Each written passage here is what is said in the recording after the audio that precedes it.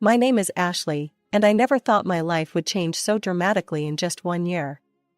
Looking back now, I can't help but laugh at how naive I was about what I thought was my perfect marriage. 4 years ago, at age 30, I married Robert. We seemed like the perfect match. I was climbing the corporate ladder as a project manager at Richardson Financial, while he was content with his position as a manager at TradeWorks. Unlike many of my colleagues' husbands who were constantly chasing promotions, Robert preferred a simpler life. He'd come home early, cook dinner, and we'd spend quiet evenings together. I earned more than him, but it never seemed to bother him.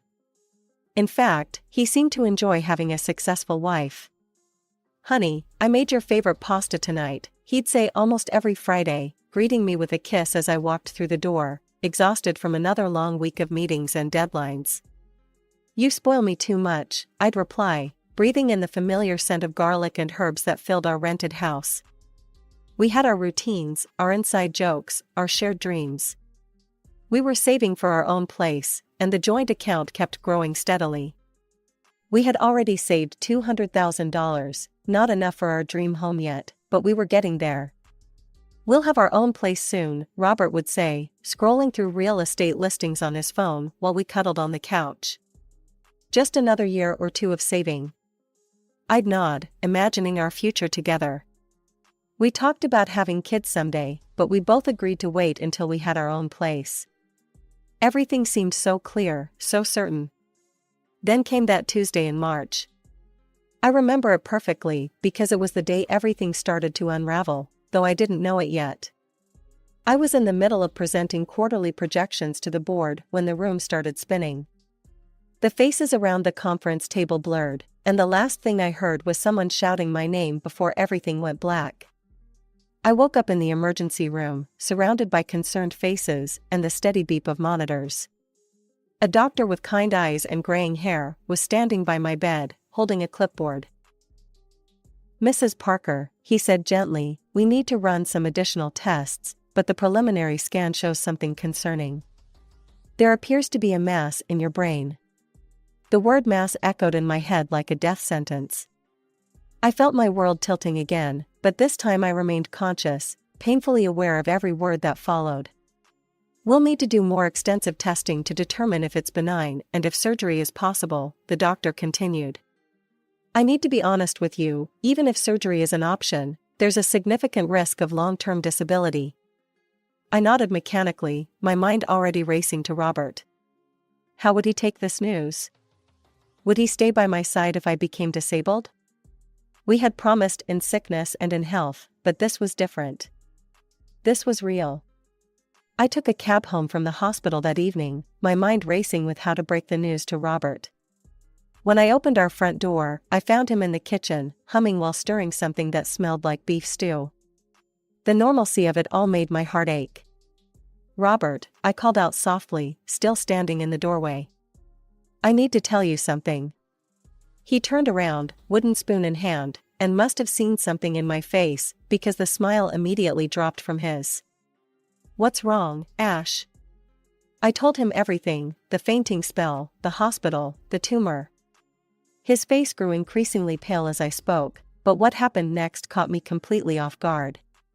"Will you be able to keep working?" he asked, setting down the spoon. "What happens if you have to quit? Do we have enough money?" I stood there, stunned. My husband had just learned I might be dying or face permanent disability, and his first concern was about money? About my ability to work? "We have our savings," I managed to reply, trying to keep the hurt from my voice. "It should be enough to get us through the initial period. We can figure out the rest later." Right, he nodded, running his hands through his hair. "The savings. Okay." The next few weeks were a blur of doctor's appointments and tests. I tried to maintain my normal work schedule, but it became increasingly difficult. The headaches were getting worse, and some days I could barely focus on my computer screen. "Ashley, you need to take some time off," my boss, Sarah Mitchell, finally said after finding me with my head in my hands one afternoon. "We can arrange for 6 months of medical leave. Your health has to come first." I knew she was right, but being at home all day was harder than I expected. The walls seemed to close in on me as I lay on the couch, wondering if each day might be one of my last. Would I die? Would I survive but never be the same? The questions tormented me endlessly. And then there was Robert's changing behavior. He started coming home later and later, sometimes well past midnight.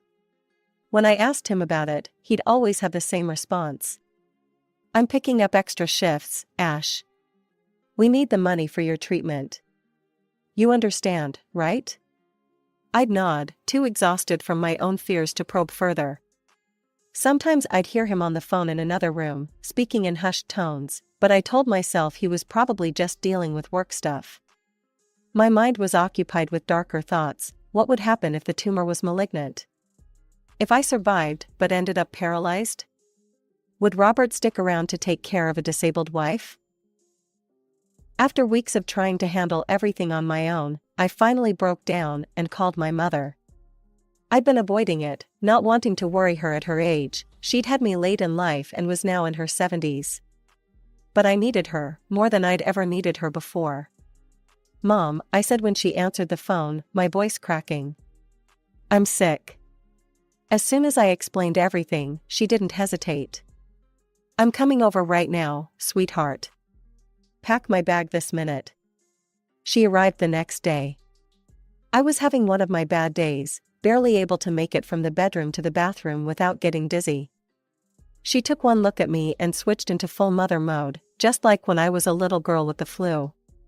Having Mom there was like being wrapped in a warm blanket. She cooked, cleaned, made sure I took my medications on time, and most importantly, held my hand during the worst moments when the fear became overwhelming. But not everyone was happy about her presence. Robert's face would tighten every time he came home and found her there. He'd force a smile and retreat to the bedroom, or suddenly remember work emails he had to send. Your mother doesn't have to stay here all the time, he said one night when we were alone. I can take care of you.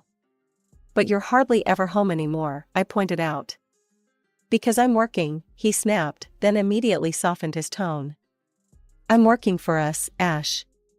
Mom noticed the tension too. After 2 weeks, she announced she was heading home. You seem stronger now, sweetheart, she said, though I could tell she was reluctant to leave. But I'm just a phone call away if you need me. The next few weeks were a blur of medical tests and clinic visits. The house felt empty without Mom, and Robert was spending even more time away. But I forced myself to focus on my health, on getting through each day, on hoping for good news. Then finally, after what felt like an eternity, I got it. At my latest appointment, my doctor was actually smiling as he looked at my test results. Mrs. Parker, I have good news, he said, and I felt my heart skip a beat. The tumor is benign, and it's in a location where we can safely operate. The risk of complications is minimal. I burst into tears of relief. After all these weeks of uncertainty and fear, there was hope. Real hope. I couldn't wait to tell Robert. Maybe now things could go back to normal. Maybe all his strange behavior had just been stress about my condition. I practically floated out of the hospital, already planning how I would tell him the good news. I decided to head straight home, hoping to catch him before he left for work. I quietly inserted my key into the lock, but before I could open the door fully, I heard his voice from inside. He was talking loudly on the phone, apparently not expecting anyone home at this hour. I can't take it anymore, Sarah. You don't know what it's like living with her, he was saying, his voice filled with disgust. The constant smell of medicines in the house, her sickly appearance, it's just unbearable. My hand froze on the doorknob as he continued. I know. But you should see her now, she's nothing like the woman I married. Always weak, always complaining about headaches. I'm too young to be playing nurse to an invalid. Each word felt like a physical blow. I stood there, listening to my husband disparage me to another woman, my legs trembling beneath me. Yeah, the money situation is being handled. We've got quite a bit in savings. Look, I'll figure something out. I just need to get out of this situation before she gets worse. I pushed the door open fully and stepped into the room. Robert spun around, the phone still pressed to his ear, his face draining of color when he saw me. "I'll call you back," he mumbled into the phone, ending the call. What was that all about? My voice came out steadier than I expected. For a moment, Robert just stared at me, caught off guard. Then his expression shifted, hardened. "Well, I guess you heard everything," he said, straightening his shoulders. "Maybe it's better this way. We need to talk." "Talk about what?" I asked, though I already knew what was coming. "I want a divorce, Ashley. And I want half of our savings." He said it so matter-of-factly, like he was discussing the weather. "Let's be realistic, you're sick, and I'm not going to spend the best years of my life taking care of an invalid. I need someone young, healthy. I deserve that." I stood there, absorbing his words, thinking about the good news I'd just received from the doctor. But looking at Robert now, I realized it wouldn't make any difference. This wasn't about my illness, it was about who he really was. "We need to do this quickly," he continued, gaining confidence from my silence. "Before your surgery. I'm not risking being legally tied to a disabled person if something goes wrong." "Fine," I said quietly. "I agree to the divorce." He seemed surprised by my quick agreement, perhaps expecting tears or pleading. "Good," he said, recovering quickly. "I'll go to a hotel tonight. I don't want to stay here anymore. I'll come back tomorrow to pack my things." "That's probably best," I replied, my voice hollow. Robert grabbed his jacket and wallet, not even bothering to pack an overnight bag. At the door, he paused for a moment, like he might say something else, then shook his head and left. After Robert left, I stood in our living room for what felt like hours, letting the reality of what had just happened sink in. Finally, I decided to start packing his things. I couldn't bear the thought of seeing him again tomorrow. As I moved around the house gathering his belongings, my eyes fell on his laptop, still open on the dining room table. I'd never been the type to snoop through my husband's things, but something compelled me to look at the screen. What I found made my knees buckle, and I had to grab the back of a chair for support. There, in full view, was a series of intimate messages between Robert and Sarah. As I scrolled through their conversation history, my stomach turned. There were explicit photos, intimate details of their encounters, and worst of all, cruel jokes about me. "Poor sick Ashley," Sarah had written. "At least her condition gives us more time together." "God, you should see her now," Robert had replied. "She looks like death warmed over. I can barely stand to look at her anymore." My hands were shaking as I continued scrolling, but what I found next made me gasp out loud. There was another conversation thread, this one with Amanda Wilson, my husband's boss's wife. The messages between them were equally intimate, filled with declarations of love and plans for secret meetings. "Does your husband suspect anything?" Robert had asked her. "John's clueless as always," she'd replied. "Too busy with work to notice what's happening under his nose." I felt sick, but I forced myself to keep reading. With trembling hands, I grabbed my phone and started taking pictures of everything, the messages, the photos, the timestamps. Something in me knew this might be important later. The divorce proceedings moved quickly after that. We didn't have much to untangle, no children, no property of our own. The house was rented, and our only joint asset was our savings account with the $200,000 we'd been saving for a down payment on a house. Money that had come primarily from my higher salary, though I'd never minded that imbalance before. Robert's lawyer, a shark in an expensive suit, had other ideas. "Your Honor," he argued during the proceedings, "while Mrs. Parker may have contributed more directly to the savings account, my client's contributions to the household were equally valuable. He managed all domestic duties, allowing Mrs. Parker to focus on her career. The money he earned went directly to household expenses, groceries, utilities, daily necessities." I watched as Robert nodded solemnly beside his lawyer, playing the role of the devoted house husband who'd sacrificed his own career advancement for our home. The same man who'd called me a burden just weeks before. The judge agreed with their argument. The court finds that both parties contributed equally to the marriage, albeit in different ways. The savings will be divided equally between Mr. and Mrs. Parker. Just like that, half of our savings, $100,000, went to Robert. The money I'd worked so hard to save, stayed late at the office for, taken on extra projects for, was now being split with the man who'd betrayed me in every possible way.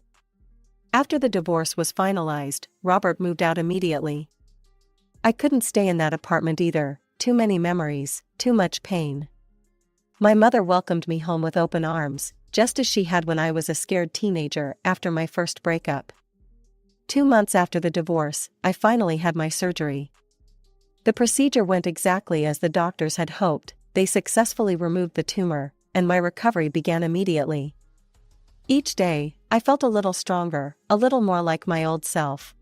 During my recovery, I stayed with my mother. She was my rock, just as she'd always been, but I started noticing she seemed more tired than usual. One evening, as we sat in her cozy living room drinking tea, she took my hand.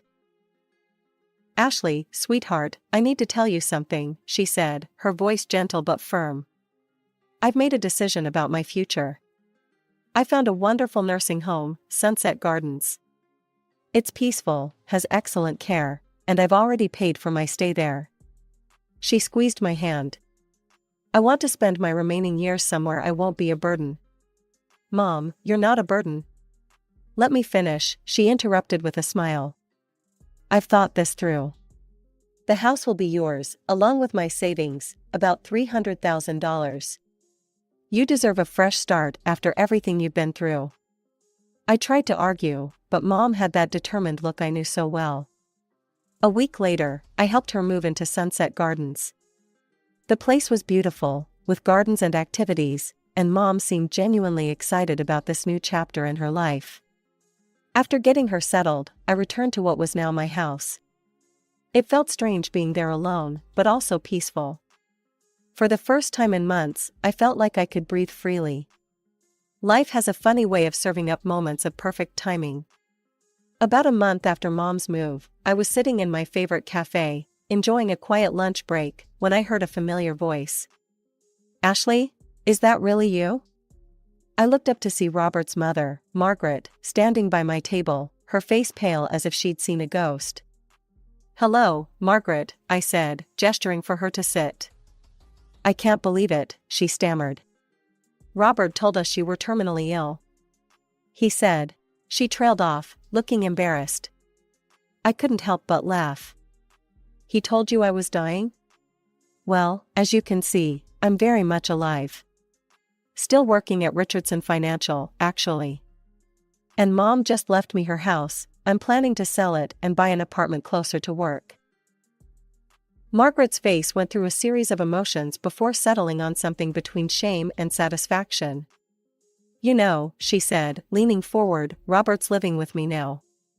That woman he left you for, Sarah, she took every penny he got from the divorce and then left him. He's got nothing now." I took a slow sip of my coffee, hiding my smile behind the cup. I didn't need to say anything. Margaret's tone told me she was as disgusted with her son's behavior as I was. "He made his bed," she added, shaking her head. "Now he has to lie in it." As I watched Margaret leave the cafe, I felt a weight lift from my shoulders. I hadn't wished ill on Robert. I'd been too busy focusing on my own recovery to think much about him at all. But knowing that karma had dealt him such a perfect hand of justice? Well, I'd be lying if I said it didn't feel good. I was sorting through some old photos in my mother's living room when I heard aggressive pounding on the front door. Before I could even get up, the door burst open, and there stood Robert, his face red with anger and something else, desperation. "You lied to me," he shouted, storming into the house like he still had a right to be there. "My mother told me everything. You're completely fine." I stood up slowly, keeping the coffee table between us. "Get out of my house, Robert." "Your house?" He laughed bitterly. "The house your mother conveniently left you after our divorce? Along with all that money?" He ran his hands through his hair, a gesture I once found endearing but now saw as theatrical. "Ashley, baby, I made a mistake. I was scared and stupid. I still love you. We can start over. Love me? I felt a cold anger rising in my chest. You're a traitor, Robert. You abandoned me when I was sick. You cheated on me. I want nothing to do with you. Why didn't you tell me you were getting better? He demanded. Why didn't you tell me about your mother's plans to leave you all this? His voice cracked with what he probably thought was emotion, but I recognized as greed. You want to know why? I stepped closer to him. The day I found out my tumor was benign, the day I rushed home to tell you the good news, was the same day I heard you on the phone with your mistress, talking about what a burden I was. He had the decency to flinch at that, but recovered quickly. That's not fair, Ashley. You deliberately hid your mother's inheritance from me during the divorce. Half of all this belongs to me by law. No, it doesn't, I said firmly. Mom left me this inheritance after our divorce was final. You have no claim to it. Bullshit. He was shouting now, his face getting redder. You knew this was coming. You and your mother planned this. You hid assets during our divorce proceedings. That's illegal. I'll sue you, Ashley. I'll take you to court and prove that you deliberately concealed future assets during our divorce. You'll have to give me half of everything. I stood in my mother's living room, watching Robert's tirade with a calmness that seemed to infuriate him even more. When he finally paused for breath, I walked to my desk, pulled out my phone, and pulled up the photos I'd saved months ago. Before you continue threatening me, I said quietly, I think you should see something. I held up my phone, showing him the screenshots of his conversations with Amanda Wilson, his boss's wife. The color drained from his face. You remember Amanda, don't you? Your boss John's wife? I scrolled through the messages slowly, letting him see every damning detail. I wonder what John would think about these messages. About the photos. About all those lunch breaks you spent with his wife while claiming to work overtime. You wouldn't, he whispered, but his voice had lost all its previous bravado. I'm trying to recover from a serious illness, Robert. I don't need this stress. I don't need your threats. I don't need you bursting into my house making demands. I locked my phone and set it down. Leave me alone, or John gets copies of everything. Your choice. He stood there, mouth opening and closing like a fish out of water. Finally, he backed toward the door. You've changed, he said accusingly. No, Robert. I just stopped being afraid. After he left, I sat down and cried, not from sadness or fear, but from relief. It was truly over. The next few months were transformative. I sold my mother's house for an excellent price, thanks to the hot real estate market. With that money and the inheritance, I bought a beautiful apartment in a luxury building just 3 blocks from my office.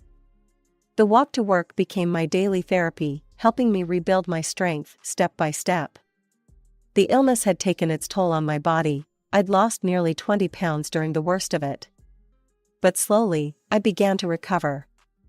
I started taking yoga classes in my building's fitness center, gradually rebuilding my strength and flexibility. My appetite returned, and with it, my energy. My boss proved to be more understanding than I could have hoped for. Take all the time you need, she told me during my first week back. We're just glad to have you back with us. She arranged for me to work flexible hours, allowing me to attend my follow-up appointments and therapy sessions without stress. Sometimes, on my morning walks to work, I'd catch my reflection in the sleek glass buildings and barely recognize myself. Not because of the weight loss or the small scar hidden beneath my hair, but because of the confidence in my stride, the straightness of my spine, the lift of my chin. I was no longer the woman who had been afraid of being alone, of being sick, of being unloved. Through mutual acquaintances, I occasionally heard bits of news about Robert. He was still living with his mother, having blown through his divorce settlement with Sarah. Apparently, he'd had to leave his job at TradeWorks, though whether he quit or was fired, I never asked. It didn't matter anymore. My mother thrived at Sunset Gardens, making new friends and taking up watercolor painting. I visited her every Sunday, and we'd sit in the garden, drinking tea and talking about everything and nothing. She never said "I told you so" about Robert, never reminded me that she'd had doubts about him from the start. Instead, she would smile at me with pride and say, "You're blooming, sweetheart." She was right. Like the potted orchid on my new apartment's windowsill, a housewarming gift from my team at work, I was blooming. The tumor, the betrayal, the divorce, they hadn't destroyed me. They had forced me to grow stronger roots.